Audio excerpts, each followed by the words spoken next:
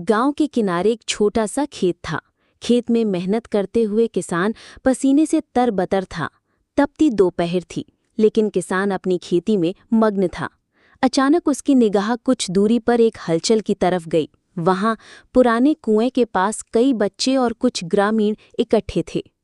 किसान ने गौर किया कि वहां से हल्की हल्की चीख पुकार और शोरगुल आ रहा है। वो काम छोड़कर तुरंत कुएं की ओर बढ़ा।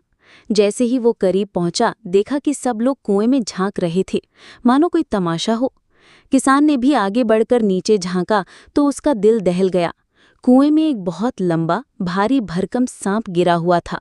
ये पानी में रहने वाला सांप नहीं था, बल्कि सूखी जमीन का सांप था। बेचारा घबराहट में पानी में तैरने की कोशिश कर रहा था, लेकिन उसकी ताकत धीरे धीरे खत्म हो रही थी। लोग ऊपर खड़े होकर बस देखते रहे, कोई उसे बचाने का साहस नहीं कर रहा था। भीड़ में किसान का बेटा भी था। वो खेत का काम कर रहा था, लेकिन ये नज़ारा देखकर उसका मन बेचैन हो उठा। उसे लगा, अगर मैंने कुछ नहीं किया तो ये प्राणी यहीं डूबकर मर जाएगा। उसने बिना समय गंवाए तुरंत अपने घर की ओर दौड़ लगा दी। घर पहुंचकर उसने एक लंबा सा बांस का डंडा निकाला और उसके सिरे पर हंसिया यानी घास काटने वाला औजार बांध दिया। लेकिन उसने समझदारी दिखाई। सीधे औजार से सांप को छूना खतरनाक था, इसलिए उसने हंसिए के चारों ओर मोटे कपड़े लपेट दिए ताकि सांप को चोट ना लगे और वो सुरक्षित ऊपर आ सके।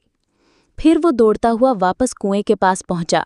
डंडे को सावधानी से कुएं में डाला और उसे सांप के पास ले गया।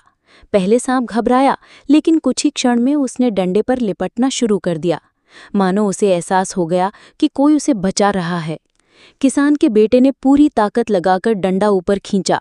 भीड़ सांस थामकर ये दृश्य देख रही थी। अंततः वो सांप पानी से बाहर आ गया। किसान के बेटे ने उसे जमीन पर धीरे से उतारा और सांप ने बिना किसी को नुकसान पहुंचाए तेजी से जंगल की ओर रुख किया। जाते जाते सांप ने एक बार पीछे मुड़कर देखा, मनो अपनी कृतज्ञता जताई हो, और फिर हरे भरे पेड़ों में ओझल हो गया। सीख: इस घटना से गांव के लोग समझ गए कि इंसानियत केवल इंसानों के लिए नहीं होती, बल्कि हर जीव के जीवन की रक्षा करना हमारा कर्तव्य है। किसी की मदद करने के लिए बड़े संसाधनों की जरूरत नहीं होती, बस सच्चा इरादा और हिम्मत चाहिए।